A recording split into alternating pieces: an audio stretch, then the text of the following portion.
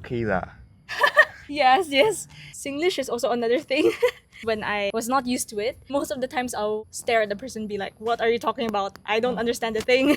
Meet Jaymi, a Filipina who moved to Singapore at just 16 years old. In this video, she shares what's it like living away from her family as a young teenager, her biggest culture shock in Singapore, and the one Singlish word she loves to use. I'm Josh, student and YouTuber based in Singapore. If you enjoyed this content, don't forget to like this video and comment down below if you find it helpful. Let's get started. What's your name and where are you from? I'm Jaymi, and I'm from the Philippines. For how long have you been in Singapore? I've been here for around 9 years. At what age did you move to Singapore? 16 years old? And what was that feeling like? Pretty good. Yeah, actually, moving at a young age is an experience. I think at that age, I am very excited to go for adventures, to go out. So I think it was a really good experience as a young kid. Although there are challenges that I faced living away from family and also figuring things out by myself, but I think it's a good experience. Do you still remember that time when your parents sent you off at the airport? Mm, yes. They actually came with me. We came here around December Mm-hmm. of 2015. Yeah. So we came here to celebrate Christmas and New Year's together. Yeah. Before they left me here. And how did you end up in Singapore in the first place? I ended up here through a scholarship. It's called the ASEAN Scholarship, which is offered in a lot of countries. Mm-hmm. Yeah, so it's not just the Philippines, and there are a lot of us like who come here in secondary three, around 15 to 16 years old. And did you know anyone in Singapore before coming here? No. So how did you make friends? I made friends through school, through church. Yeah.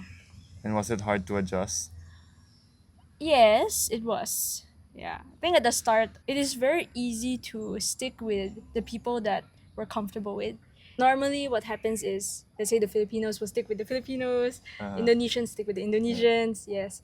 So that happened when we were still in secondary school. But I think when we moved to JC and to university, where we meet a lot more Singaporeans, we are, I wouldn't say force myself, but sometimes it's like no choice, you have to do it. Mm. But eventually it became a lot more easier, more natural. I think eventually I was able to connect and get to know many people from other nationalities as well. I think especially for university, we will be free to choose any co-curricular activities like sports or interest groups. And I think through these activities, we get to do things together. That's how we get to know each other. Then we also study together sometimes when we have exams. And while you made friends in Singapore, how often did you feel homesick? Now, not as often. I would say that I think we can never be not homesick, but at the same time, we can also find a sense of being home away from home. So I think that's something that I had to learn through the years. Yeah, but I think as a young kid, I was homesick quite a lot for like twice a year or so during the holidays where people go out back home, and then sometimes there are days where I can't go home because I have activities or like Mm. responsibilities in school that I have to do. So that's when I feel very homesick. And what do you do to battle that?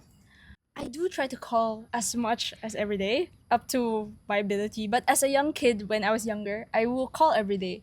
It's like before I go to sleep, then I will call my mom, and then she'll be with my dad, my sister, my brother. Yeah.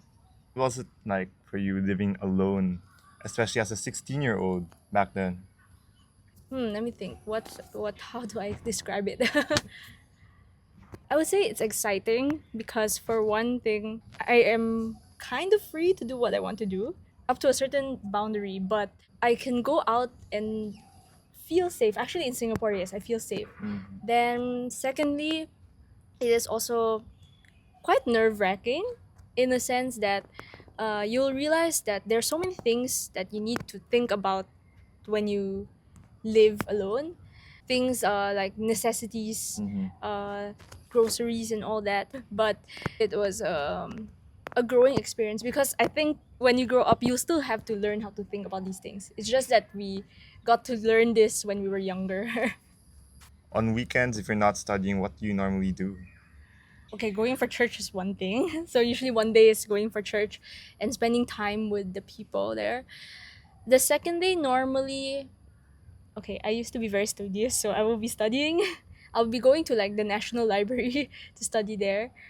Yeah. But other times I will go for a jog, maybe.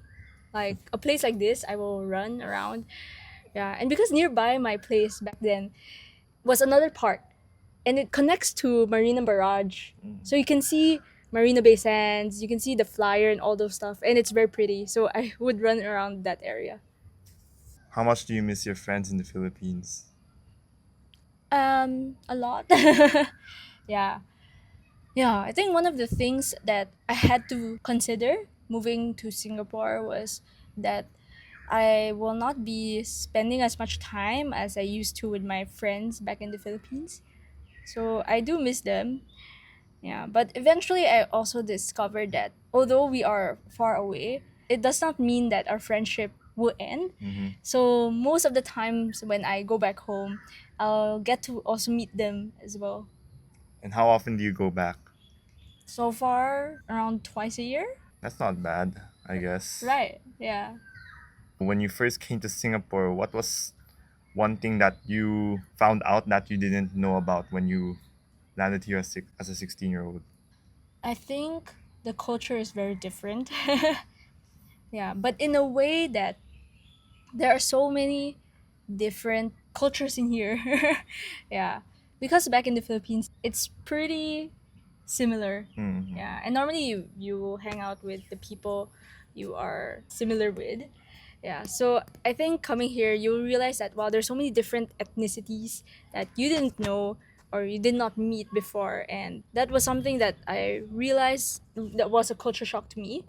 Yeah, how people are able to welcome different cultures and still respect each other and love each other. Yeah, and I would say that the Singlish is also another thing. Back when I was in the past, when I was not used to it, most of the times I'll stare at the person and be like, "What are you talking about? I don't understand the thing." Eventually, I get to pick it up.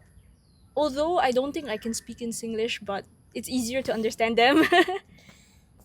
What are some of your favorite Singlish words? Singlish words. Let me think. Let me think. Okay lah. Yes, yes. Actually, I say can a lot. Like when people ask you, "Is this alright?" Can. Yeah. So, yeah. Anything else? Not much. Nothing else. Yeah. But for people who I guess are interested to come to Singapore, especially when they're younger, it is a good experience. Yeah, this is something that they can consider if they have the opportunity to, because it opens you up to a lot of diversity, a lot of meeting different people that you've never met before, and you get to learn what it means to be in a global society. Yeah, and you get to be independent.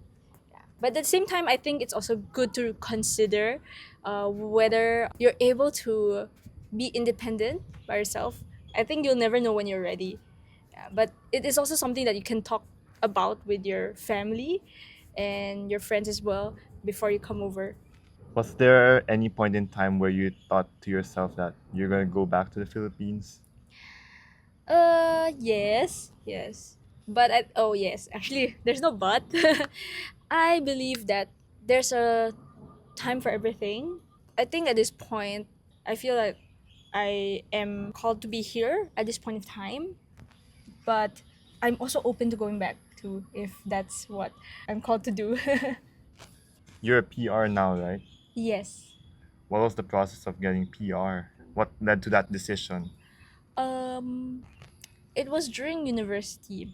Actually, a lot of my friends have already gotten their PR and even citizenship, but I have not done it yet because I felt that it's too good to be true, right? Because you can just apply as a student. And I think for me, what made me decide to go for it is because I also realized that I also have a bond to do, and I have to find a job. And I believe that it was easier to find a job if I was a PR than a foreigner. Yeah, and at the same time, I've been in Singapore for a long time, so there's no harm. How long's your bond? 3 years? So you finished 1 year already, right? Yes, yes, 1 year. How do you feel about graduating university? Wait, how did I feel Yeah. graduating? If you made it this far, thank you so much. In the next video, Jaymi shares why finding a job in Singapore is so difficult these days. Do subscribe so you don't miss out on that one. Until then, you'll be very lucky if you watch my next video right here.